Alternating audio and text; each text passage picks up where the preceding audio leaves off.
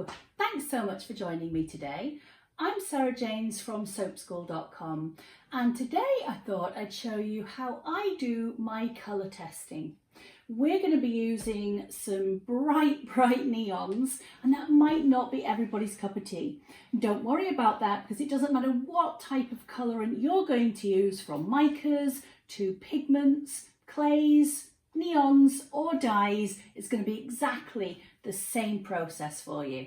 So let's get started. So we have our 7 mica colours that we want to test out, and you could use anything from oxides to dyes, but a little tip for you is to pour your oil into the bottom of your container before you put the colour in. So we're just going to use 5 grams of oil into each mixing vessel, and we put that in first. And the reason for that is if we have a little bit of oil in the bottom of the container before we add the powdered colour, it mixes a lot easier. Some of your colours will actually bond to or stick to the bottom of your containers, and it's more difficult to mix them in. So if you add the oil first and then put the colour on top, it actually just makes it a lot easier. So we've got 5 grams of oil in each of our containers, and now we're just going to add 1 gram of our colours. Now always make sure that you know exactly which colour you're using,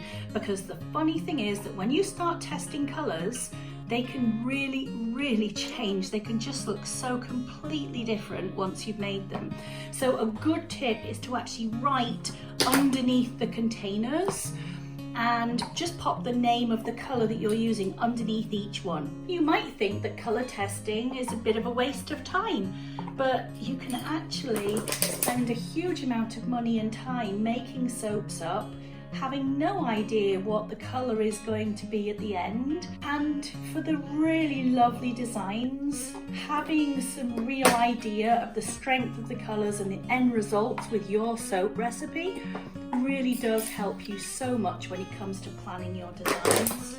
Always make sure that you are using colours that are suitable for sale in your location. So depending where you are in the world, each area has different restrictions on which colours can be used in cosmetics. Of course, it's a little bit different if you're making at home just for yourself, but do make sure that you're not infringing any regulations. So the next phase is to get all of these mixed. Mix the oil and the pigments together, and really make sure that you scrape well around the edges and all around the bottom, getting all of that dye properly mixed before you start thinking about adding this into any soap batter. And it's funny, although they look really similar, sometimes you'll get some which are just a little bit more clumpy than others or don't blend as well, so do make sure you give them a good mixing. So we've used 1 gram in 5 grams of oil, and we are going to be adding that to 100 grams of soap batter once it's made up. Now on some colours you can go higher than that, and you might not want it that vibrant, but starting at 1% is just a great way of at least identifying what the actual product is going to do, how it's going to respond, and then you can make it heavier or lighter depending on your particular needs. Let's just go with a regular recipe and take this soap batter to a light trace. We're not going to be using any fragrance oil at all in this. Whenever we do colour testing, we never use fragrances or essential oils, because we just purely want to see what the colour is going to do itself. And the next stage, once you've got it to light trace, is to pop each cup on the scales and weigh off your soap batter. So we're doing 100 grams into each cup, and then start mixing those colours in. Very bright and vibrant. We're not using any power mixers, we're literally just going to mix all of these in and really get right round the sides, the bottom, make sure that you get all of the way around and fully mix. It's certainly not going to be everybody's choice of colour. That's not why we're doing this. It's really to show you the process. But you know, sometimes it's fun using bright colours, and there are certain designs where they just come alive. So never be afraid to try different colours and different options.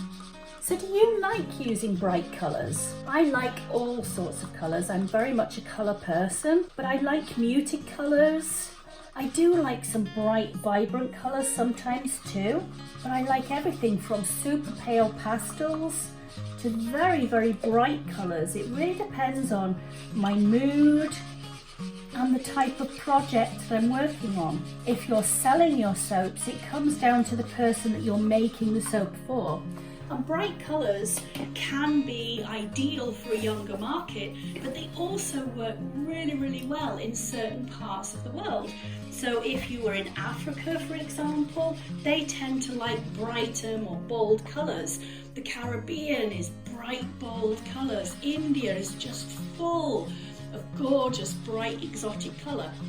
And then you go to other places and they prefer very muted, soft colours. So we're just going to literally pop the name of the colour under each of the pops. And that's because it's so easy for them to totally change. So we just want to make sure that there's not going to be any obvious changes where we just don't know what they are. You can have a bright blue where there's no colour at all when you've finished, or it can go grey or whatever.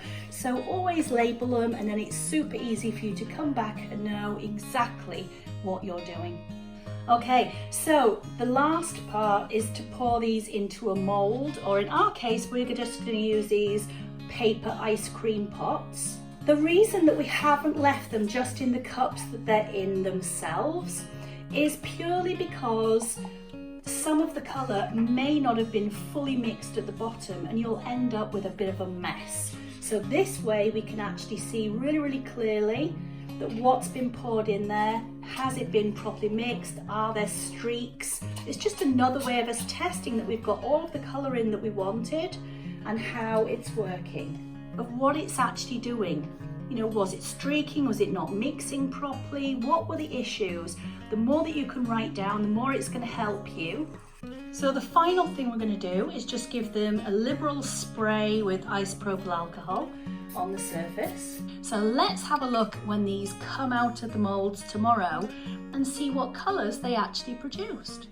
So these have been setting overnight. I've popped them in the freezer for about 20 minutes just to firm them up a bit, because these won't have gone through a gel because there's such a small amount. This isn't going to gel, and it's just going to allow me to pop them out and see what the colour is. Now I never judge colours from what you see on the top of the soap, because you might have not fully mixed it, or you could have a little bit of soda ash on the surface. So I always look inside the soap itself when I'm checking colours. And of course you might not be using these bright colours. You might be using anything from pigments to dyes to micas, but the testing process is the same no matter what you're using. So if you do get one where it's totally morphed and changed colour, it's really, really helpful to know what happened, how it's going to turn out in your soap before you make it into a huge batch. All of these have actually worked really, really well. Now, as I said before, you will need to check that the colours that you're using, if you're going to sell your soap, you must make sure that the colours you're using are suitable for cosmetics and that they comply with the regulations for cosmetic colour in your area or location, because they do vary. So the regulations in Europe are different to America, they're different to Japan, etc, etc. And actually most of the suppliers these days are really good at giving information to you as well on what you can use them for and where they're suitable for. So I would check with your suppliers. What do you think? I'm really pleased with those. All of those colours have come out really, really nicely. Certainly got some bold colours in those ones. So I hope this tutorial has helped you to look at ways that you could pre-test your colours and then work out colour schemes that you want to go together. So these three colours, for example, all look really nice, but they're very similar to one another.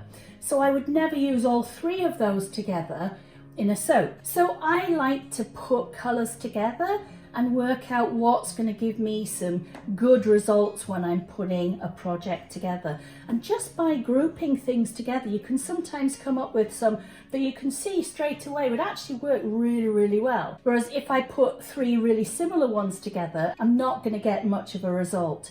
So do think about how you can play around with your colour schemes and find things that work for you. Now these soaps are very, very soft because I've just taken them out the freezer and they're still wet. They haven't even defrosted yet. So I'm getting a little bit of residue from them. But once these dry out, these are going to be absolutely great. I hope that you've enjoyed having a look at the different colours that I've done today. And I hope it's inspired you to test out some of your colours. If you have enjoyed being with me today, think about clicking the subscribe button so that you can come on and join us every week as we produce a new video. And I can't wait to see you really, really soon. Thanks so much for hanging with me today.